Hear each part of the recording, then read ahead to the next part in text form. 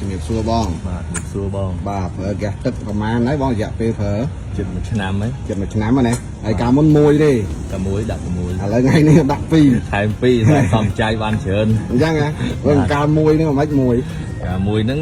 យើងរត់ទៅខេត្តទៅអីចឹងដូចយើងពេញកំពង់ចាមត្បូងឃ្មុំអីពីពេញទៅអស់តែកម្មទេ470បាទបងទីទូទៅព្រោះទីពេញទៅយ៉ាងហើយហ្នឹងក៏អស់មួយកកន្លះជិត2កម្មឯណាអូបាទហើយក្រៅពីសំចៃសាំងហ្នឹងហើយមានចាប់អារម្មណ៍អីទៀតទេមួយម៉ាស៊ីនវាស្ងាត់ហើយវារត់បានស្រួលអញ្ចឹងហ៎បាទម៉ាស៊ីនស្ងាត់ល្អអត់សូវក្តៅខ្លាំងរាល់ដងអូបាទការមិនតន់ដាក់រៀងឆាប់ក្តៅអីស៊ីពេកខ្លាំងស៊ីពេកហើយមិនបើជាងដាក់ហ្គាស LPG ឆាប់ស៊ីពេកសិនស៊ីអីអញ្ចឹងហ៎អូខេហើយឥឡូវហ្នឹងមកដាក់មួយទៀតបាទដាក់ថែមមួយទៀតហើយចង់សំបានប្រមាណទៀតហ៎អញសំបានច្រើនជាងមុនទៀតអូខេអញ្ចឹងអរគុណណាបងណាអរគុណបាទ